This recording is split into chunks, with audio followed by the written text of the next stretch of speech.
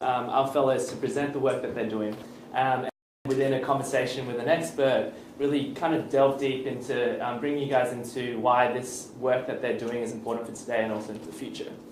Today I'm really excited to announce Bessie. My name is Neil. First, sorry. I'm the climate change portfolio manager here. Basically, I manage the 32 entrepreneurs that we have currently at Echoing Green. Echoing Green, we've been around for 30 years now. We run a 2-year fellowship program that gives seed funding to transformational leaders of tomorrow, allowing them to be able to see really systemic change type ideas into the world. We have 3 portfolios that we run. One is climate change, one is black male achievement, and the third one is around global. And so right now I think Bessie is the founder of Cloud to Street, which is a remote sensing platform, or a big platform that really allows us to be able to find out about floodplain data in any given location in a matter of seconds. And I'll let Bessie kind of explain more about that later. But Bessie really came from an academia background, and she really wanted to use academia in a way that actually helps other people. With a BA in Philosophy and Environmental Science from Carleton College and an MS in Yale School of Forestry and Environmental Sciences. And she'll be joined by Roop Singh, who is currently the Climate Risk Advisor for the Red Crescent Climate Centre. She works with disaster managers in Red Cross movement to interpret and use climate risk information in decision making for preparedness and response. Roop has a bachelor's degree in atmospheric science from Cornell and a master's in climate and society from Columbia University.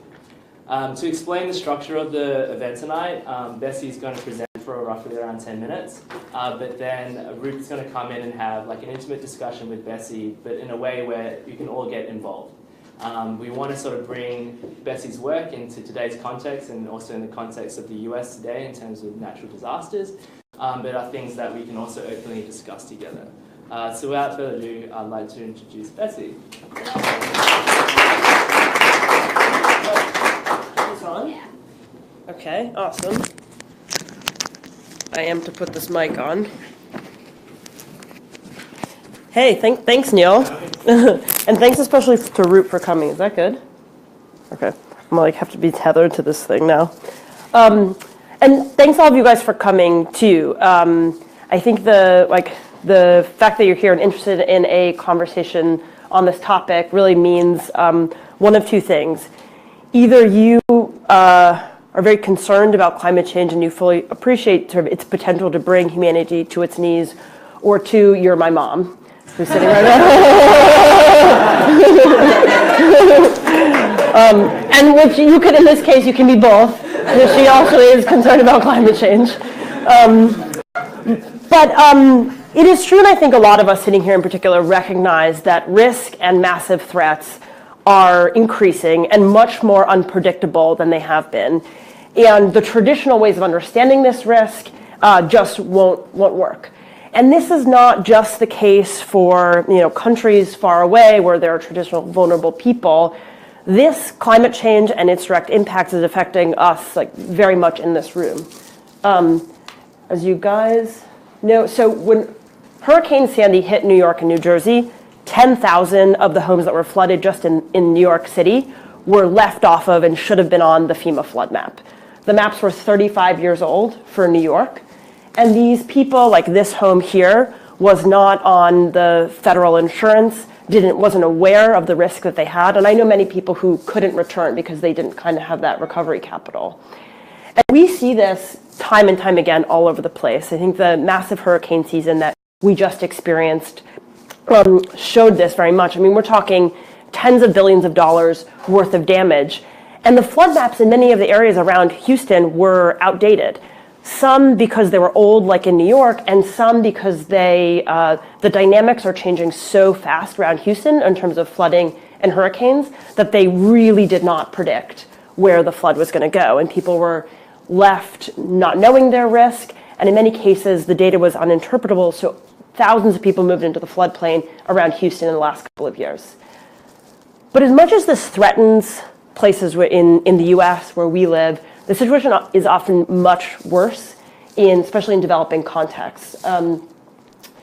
A massive flood hit Uttarakhand, India in 2013. Estimated 6,000 people lost their lives in about a week. Now, the World Bank came to us, my fellow Eckerd & Green partner and research partner at Yale, because the state government a year later still didn't have information on where the flood had gone. So recognize that tower is basically the only thing that remained in this one city. They didn't know where the new flood was going to go. They didn't know their flood risk. And this was after they had people started moving back and recovering, and major tourism seasons started to begin that year later.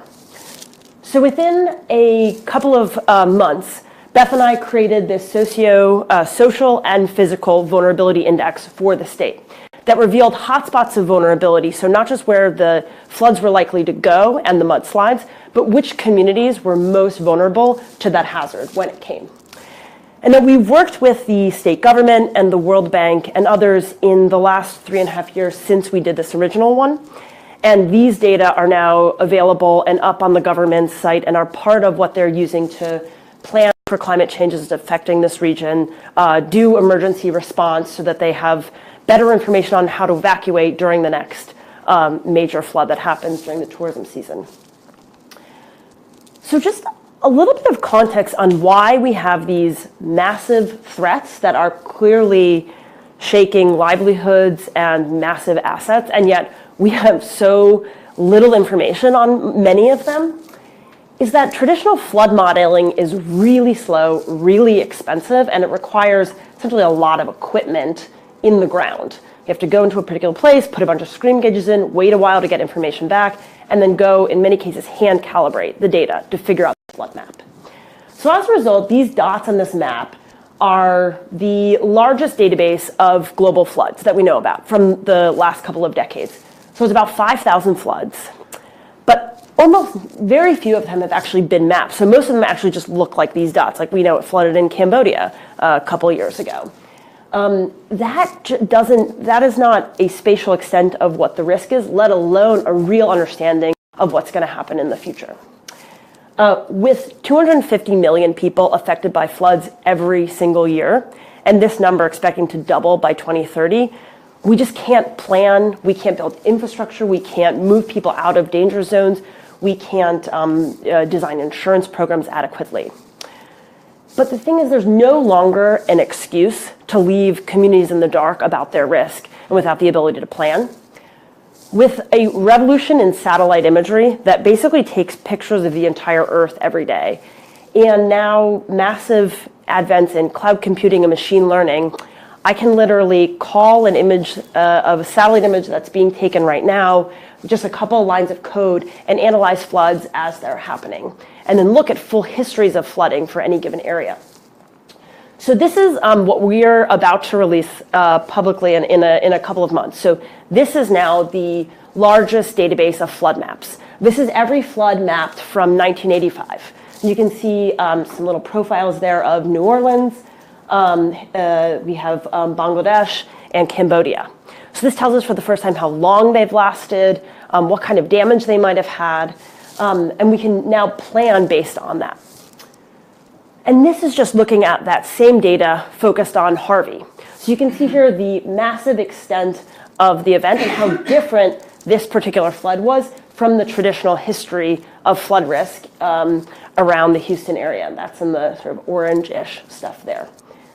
And then we can also use these algorithms that Cloud Street built in order to, go ahead, this is a little video of our algorithms in action, in order to map floods as they're happening. So this is me in actually just a cafe down the street a couple of weeks ago, mapping a massive flood that happened in Cambodia a couple of years ago for the first time. So this flood here displaced 250,000 people. And the relief workers, it took them weeks to actually get a map of where the flood was when they were on the ground. And now we can do this instantaneously. So what does this mean? We now have all of this computing power. We now can look at floods, and there's no need to leave a community in the dark. But why does that really matter? Data is just the first step. So I think Roop and I are going to talk kind of a lot about the implications of the new data world and how it can disrupt the status quo as risk changes a lot. But I just want to provide one example. So this is the Rio Salada in Argentina. It's an agricultural watershed that represents about a third of the emerging country's GDP, mostly in livestock, soybeans, and a couple of other products. It floods every year, and it looks like this, and represents literally hundreds of millions of dollars of damage to the country every single year. Until a couple of weeks ago, they did not have flood maps for this basin. It's for a variety of different reasons. It's a very strange watershed, but this means that they can't do all these sort of management needs that they were trying to, like figure out where farms really needed to move, where to build infrastructure, how to protect their schools and other assets, where to put dams and other flood mitigation efforts. They didn't even know what was a wetland or what was just regularly flooding. So they couldn't make sure that there weren't certain assets in those areas or build up green infrastructure. And then the last thing is that they had plans to give tax relief to farmers and farmlands that had experienced a lot of damage and couldn't have produced for that season. So rather than going out of business and not being able to produce in the future, they provided tax relief. But they didn't have any real information to do that with. So focusing on that last one, because I think it represents a really interesting solution for how we build, frankly, a global social safety net around this kind of risk. So traditionally, a farm would be flooded, so a soy field like this one. The farmer would then call the central government based in Buenos Aires from wherever he or she is in the basin. The government would then go out to look at the soy fields a couple weeks later, sort of assess if they thought there was a decent amount of damage. And then these two would have a back and forth, often a dispute about what kind of damage was deserved. There are hundreds of court cases right now that are farmers disputing this, and who knows what was really going on there. Now, soybean gets flooded. There's a dashboard that you and I could all log on to right now and that they can log on to in Buenos Aires. They know almost immediately whether that farm has been flooded. And they can confirm that essentially within 24 to 48 hours and immediately on a mobile phone release payments to this farmer so that if he doesn't need to take his kids out of school to help build the farm again, he can buy more products to try to save the season or a whole number of other things that this farmer can now do in order to protect himself. So this is just sort of a taste of the process that we're doing. We have thus far identified about 1 million people who are at a high physical and social risk to flooding. And it's tens of billions of dollars in assets and GDP that we've identified it as risk. But we're really only in a couple of countries and powering a couple of different management decisions. And we are really excited about working in particular on microinsurance in order to build the market that's for the economically active, poor, and vulnerable. And then keep working with watershed managers and emergency managers, particularly in the most vulnerable areas, to help them. So with that, we're supposed to have a get involved page. We're also hiring, so please direct people our way. But yeah, we hope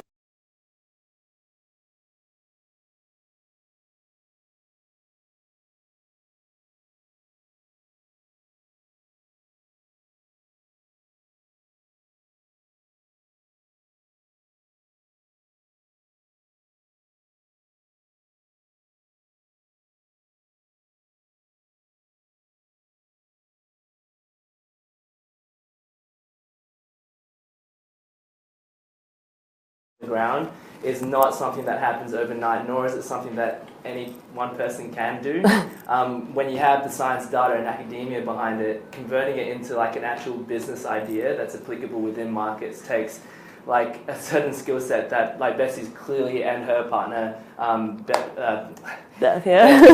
been able to really develop over time. And so just not to underemphasize the release of this platform, which actually after this event, I know that Bessie has it set up outside, which you should definitely play around and have a demo with and have like internal go to see how it actually works. You can choose any location and things like that. So thank you so much. I'll let Roop take it over. Yeah, absolutely. And thank you so much, Bessie, for inviting me to this conversation. I think it's so interesting to hear about your work, and I'm sure many of you have lots of questions for Bessie, but I think I'm glad I get the first stab. So my background, and I'm coming from a disaster management perspective, and perhaps many of you don't realize that the Red Cross works on climate change issues. Many times people think, okay, blood drives, that's the only thing that comes to mind. But it's actually a big issue that the Red Cross has been dealing with for years and years and years, in terms of there's droughts and floods that happen all over the world, and constantly we're in this state of disaster response, and we're never really able to sort of get ahead of it. So Bessie, can you tell us a little bit about like what is the scale of this issue, and like how do we address it? Yeah. Thanks, and thanks for being here. And before I do that, yes, I forgot to mention that we have a demo of the dynamic flood mapping dashboard. So if there's a flood you want to map, we have it just outside. You can just type in the country and the date, and we'll add it to the global flood database. So yeah, the way we do disaster decision making now is incredibly wrong. So 97% of money, disaster aid money, arrives after the disaster happens, either for response and recovery. And when we know that $1 spent on prevention, just like in healthcare and really everything else, is worth $7 in amount of money you have to spend in response and recovery afterwards. With floods in particular increasing, and then lots of others, due to not just climate change, but population migration and other types of transformation, we just can't survive with that ratio anymore, at least with massive increases in tolls of loss of life and damage to assets. So we've thought a lot about why that issue is and how you break it, and there's huge layers of lack of political incentives for acting ahead of time. It's actually, I'll go off on a tangent if I talk about this too much, but politicians are actually not really rewarded for this.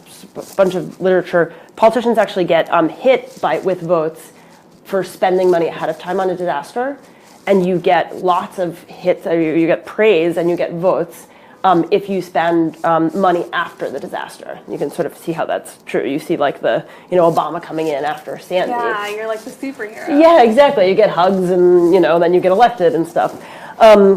So there aren't the political incentives. The structures really aren't in place. And then we've thought a lot about the data that needs to be available. I mean, we were working in Argentina, and they're saying we want to prevent this from happening. We know it's stymieing our economic activity, but they just didn't have the data that they needed to do those 4 management decisions. So the data is one element, I think, of how we can start restructuring and getting people to put money and time into it. And I think this is also, I just think who owns the risk at what part of the disaster cycle? Is it the individual who's responsible for their property damage? Is the government responsible? Is the insurer who's responsible for what ahead of time? Is an essential part of the plan too.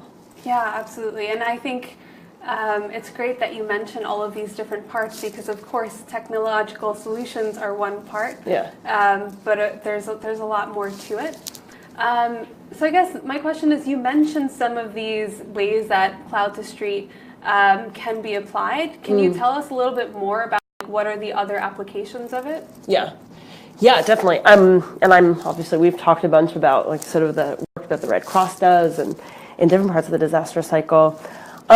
So we think the work that we do in particular, by revealing where risk is long-term risk is ahead of time, as the flood is approaching, where the flood actually is as it's happening, you can support decision-making, better, more data-informed decision-making throughout the whole disaster cycle. But the part that I'm most excited about right now is building insurance markets for the most vulnerable, and I mentioned this a little bit.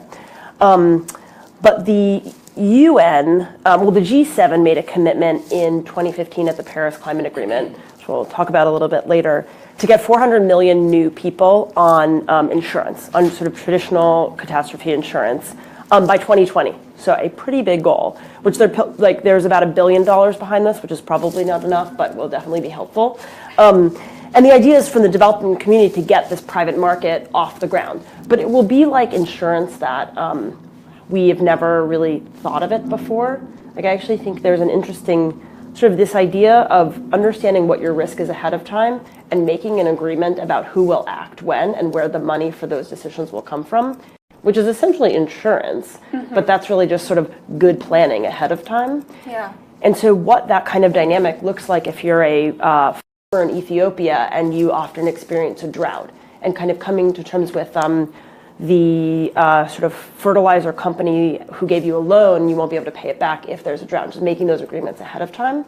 That's a form of insurance, and it's certainly a private market sort of solution. But I really think it's just that kind of thing of anticipating a risk and having plans is part of building a social safety net. And so to actually answer your question, we are very focused on making insurance, low-cost insurance options, just as being data providers, but making the scientific barrier for data for insurance for the poor non-existent. We just want to make this kind of system available. And we are doing business interruption insurance for small entrepreneurs, mostly focused in India right now, where it floods in India like it was last week. You can know that this business isn't getting access to their goods because we are detecting the satellites that are showing that there's a flood, Yeah. and then they can get insurance right away so that they don't have to go under, or they can still get what they need during those couple of days. Okay, Yeah. that's really fascinating, and I think it also relates to a lot of the sort of global conversation on risk transfer and how do we get more vulnerable people access to these types of like financial instruments. So talking about the most vulnerable people, the people that we work with directly on the Red Cross as a whole, working with communities, that's really important to us. How do we make sure that we're not sort of just working at this global level, but also actually reaching the most vulnerable? So tell me, how does Cloud to Street sort of reach the most vulnerable? Yeah. No, it's such a good question. And frankly, Neil knows this, but I think this is the hardest part of what we do. Like, it has certainly taken us it is hard to figure out what your business model is but I think the hardest part is figuring out a business model that is really truly about the most vulnerable. But we very much bake the people who are most at risk into the very science that we do. So my background is in community organizing. Before I did this, I worked always in the US, but with some of the communities that are hardest hit by climate change, like young people in coastal Florida, or lower income communities in the Midwest and floodplains. And Beth, my co-founder, worked as a disaster relief worker in El Salvador for years and started a nonprofit that was specifically for communities that had been left off of disaster aid lists in the past after hurricanes. So they didn't get access because of inaccurate data. Yeah. They weren't supposed to be in the flood zone or the hurricane zone in this case. So people couldn't send their kids to school. People didn't have sort of food aid that they needed. So these stories of the people, not just vulnerable people on the ground, but really ways to empower them, and the value of that has always been in the back of our mind. It was the reason we started doing this work, and is even though we are pixel pushers most of the time, we're thinking about those people. And so it's not just, I think, about really being oriented towards the most vulnerable and making sure your services are also available. But what's wonderful about these types of big data tools is that you can actually engage people in the production of the data itself. Yeah. It's much more democratized and computing power being much more available. So one way we try to do that is through crowdsourcing. So we make our very science, just the hydrology of what we do, dependent on local communities, helping us to know where flooding is happening. Because we have like a machine that's circling the earth all the time to try to figure out if it's flooding at your feet, but you know if it's flooding at your feet far better. And then what that means is that our algorithms, so the crowdsourcing work we're integrating into our algorithms right now in Tamanadu actually makes the algorithm for California far better. So just like our value chains are now sort of all linked globally together, our information systems are global, the way we understand our risk is also interdependent and codependent. And so I think also proving that, we call this the broccoli in the ice cream strategy. So we go to the World Bank and we're like, oh, we're selling you fancy hydrology, But really, we then insist that we, just for science, have to engage local communities at the very start of what we do. So I think that's one example. But I know the Red Cross in your work also builds lots of community participation into its projects. Yeah, absolutely. And I think it's been really important for us to be able to share with communities anytime we do like a disaster resilience building project and really get their views in terms of they understand how their like very local climate is changing and how that's impacting their daily lives. So being able to bring in their input into what are the strategies that you want to be using for adaptation planning, for example. It's really important, and I think it's a key part of sort of empowering people to use climate information, use risk information to better their lives.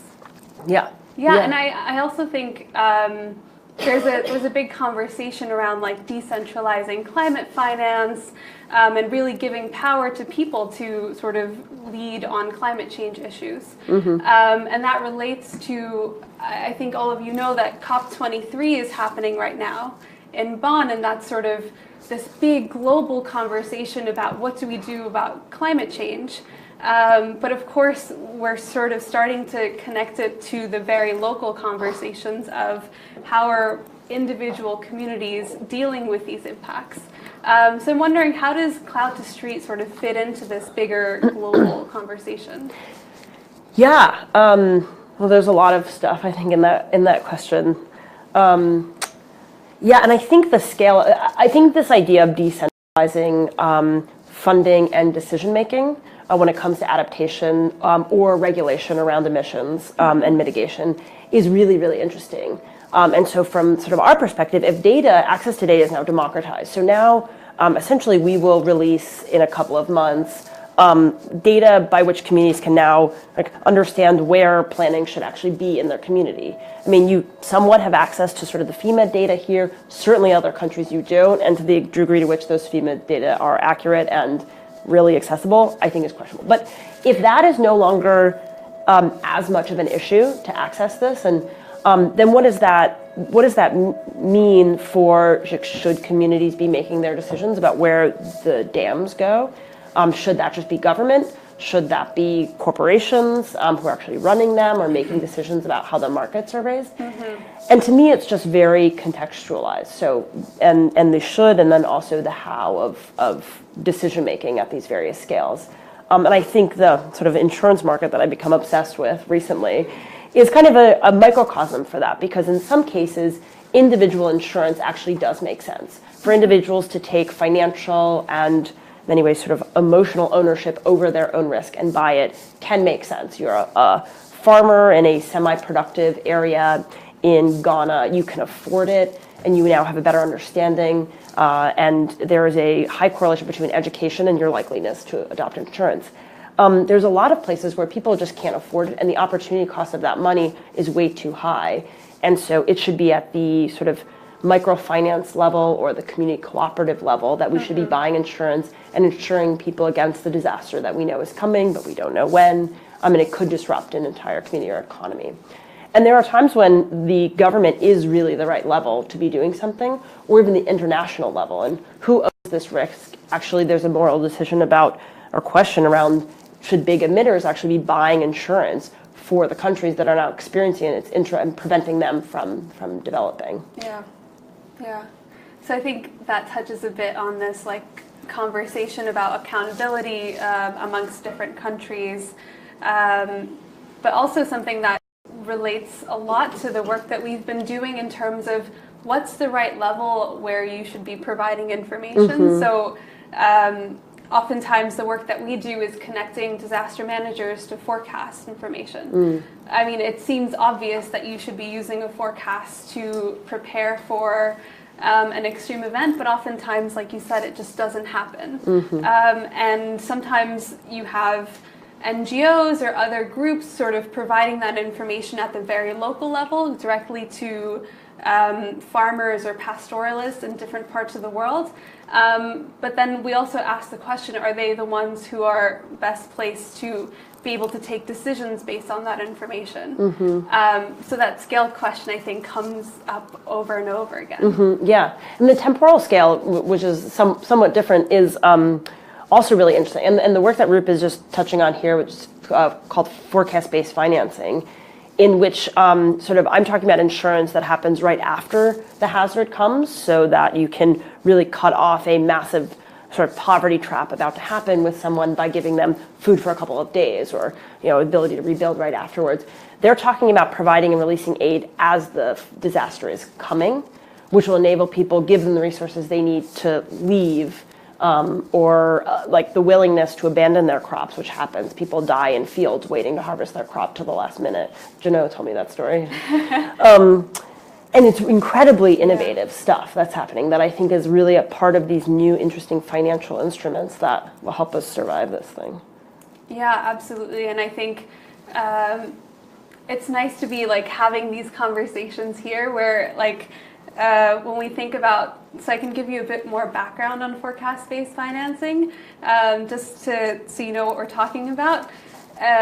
Like I said at the beginning, there's just this constant disaster response cycle. So in order to break that cycle, we've sort of been bringing in information about risk, but information about forecasts, so that you have the money and you have the information before the disaster happens, so that people can actually take action in terms of fortifying their homes or moving their livestock or whatever it is that lets them prepare ahead of a flood event, for example. Yeah. And one of the things that I really like about what you've mentioned about cloud to street is this concept of bringing in vulnerability information. Because we often talk about like flood risk as like the hazard itself, but the vulnerability is often the thing that really makes people be impacted. So can you talk a little bit more about like what it's like to get that information and use it?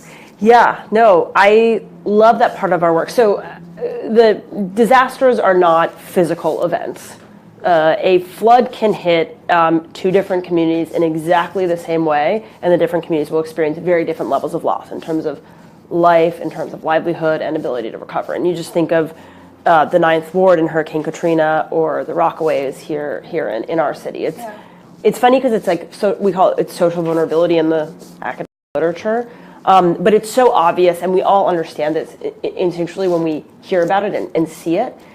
But for some reason, have such an inability to actually really consider it in our decision making. I mean, local decision makers are aware of the part of their town or state that is most of the elderly people live, and they're probably going to suffer more when the heat wave comes. Yeah. But we have very little social vulnerability even in this country built into what we do. And so we at Cloud to Street have relied on some academic literature in order to, on top of the knowing where the flood is going to go, map social vulnerability by community inside of that. So say the flood's going to go here, but those people will probably be fine, or they don't need as much immediate attention.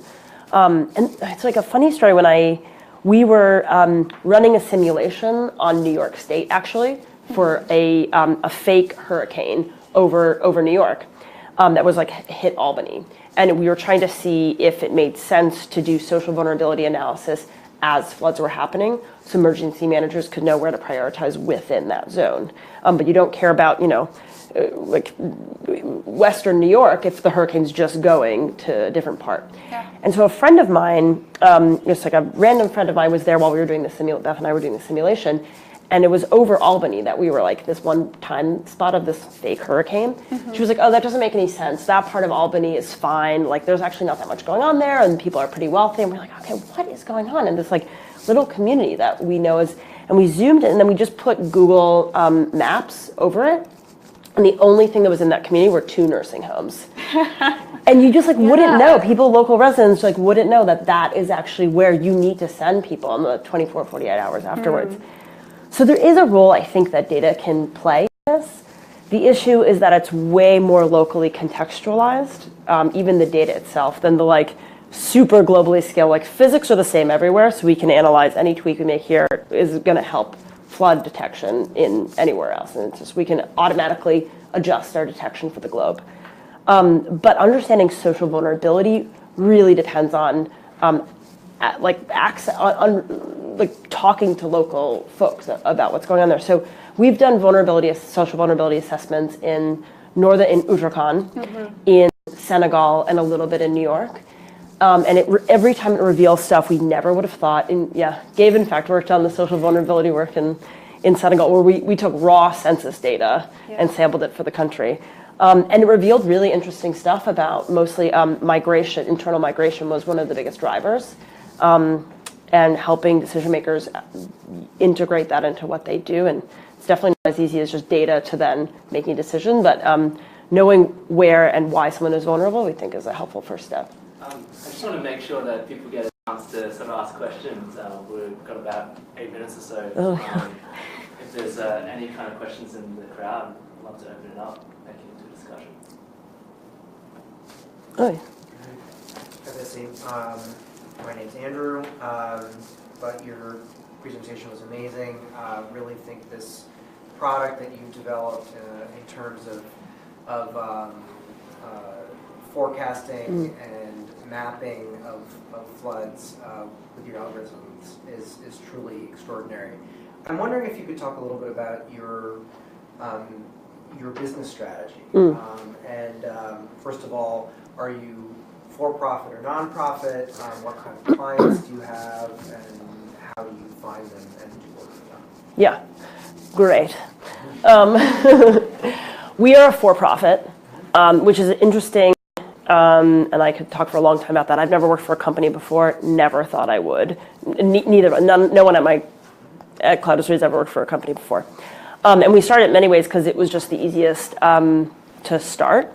But I've been really excited about sort of not just what the model allows, but the orientation. So to get to the other part of your question and how we deal with our clients.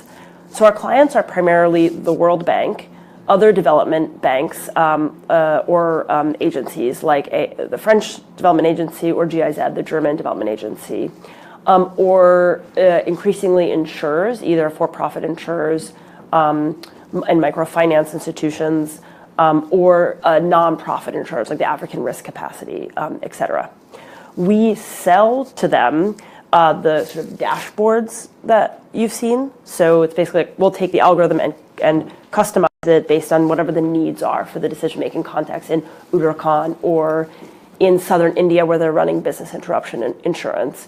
So do they need social vulnerability? Do they need near real-time detection in order to do insurance triggers? But the reason I really like being a business is really interesting because we have to satisfy those customers. So treating the development bank or really their clients who are the government or the insurance policyholders as clients, it's just we have to produce something useful for them. And other nonprofits that I work for, which is great, I really love doing it, but you often think of what their problem is ahead of time, figure out this great solution, and then go, especially in development, you go then train some people on all the time. Yeah, here's the solution for you, and they're like, what is this? I don't care about this. This is not useful. And I also don't understand what you're saying. So I have to have this kind of iterative process where I'm like, what does my customer what is the use case with my customer? And if they don't care if I produce something that's not useful, we die as a business. They don't need it. So yeah, good question. I totally agree. I think this is incredibly interesting. Thank you for spending time with us tonight. I think it's so cool because on one hand, having the data is incredibly valuable, but from anything from having data around smoking to nutrition to all these things, having the data and then having people act on it are two very different things. Yeah. From a business perspective, how do you aim to be prescriptive without imposing on people, and how do we drive people's behavior to kind of reflect the data? Yeah. That is such a good question because the success of our work so depends on, I think, on people understanding their risk and knowing what to do about it. But we don't, in many ways, directly affect that. So, for instance, with microinsurance, this market that obviously the G7 are desperate to get started, there's a huge demand problem. We're going into communities that are fairly poor, intentionally on the edge of falling into poverty. And they've never heard of a product where you give someone money ahead of time for something that probably won't happen, and then you keep doing it over and over.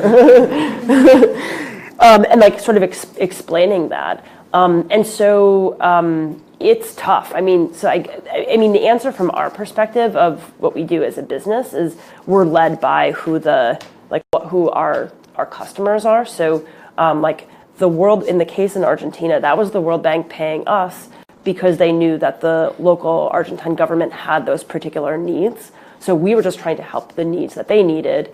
And then there are some, usually once you can do that and demonstrate the use, you can show them how they go beyond, like doing near real-time flood monitoring, not just for tax relief, but actually for search and rescue.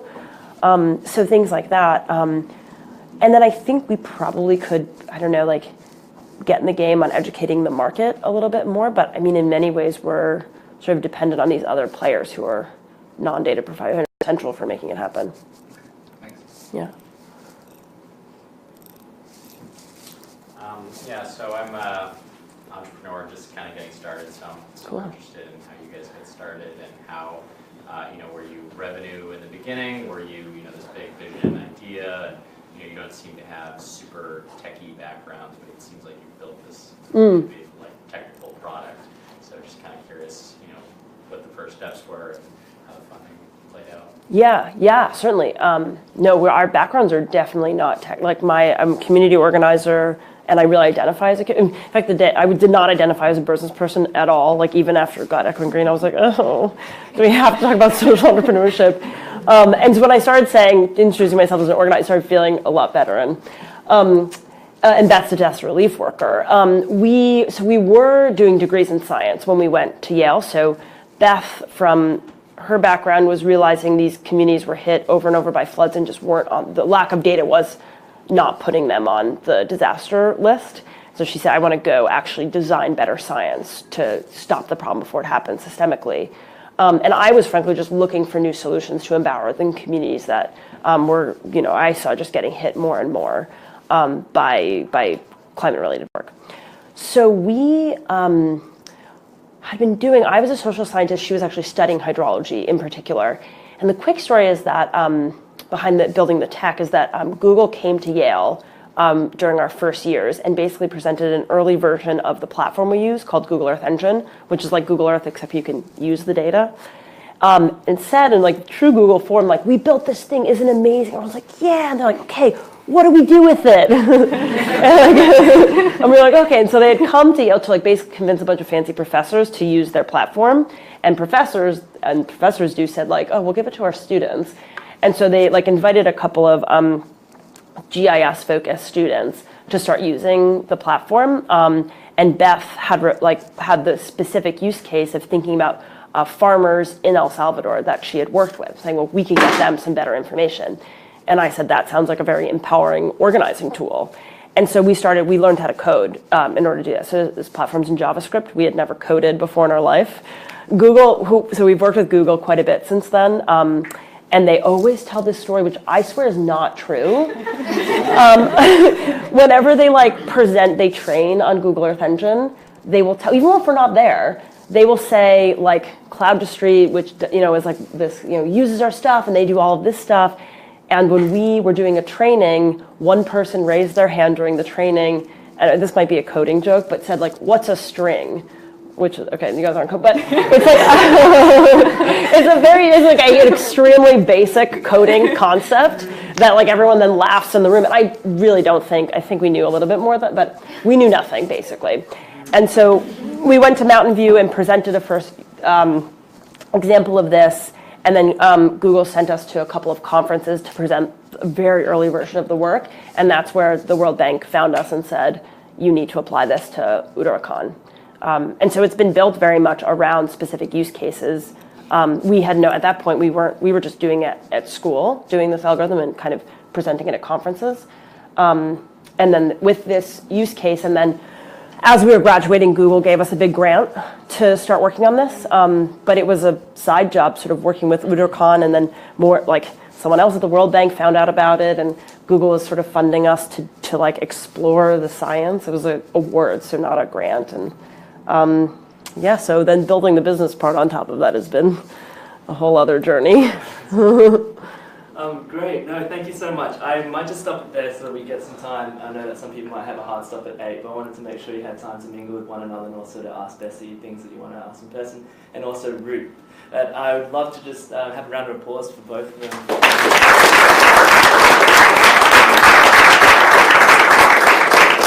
Yeah, and thank you so much for coming out. Thank you.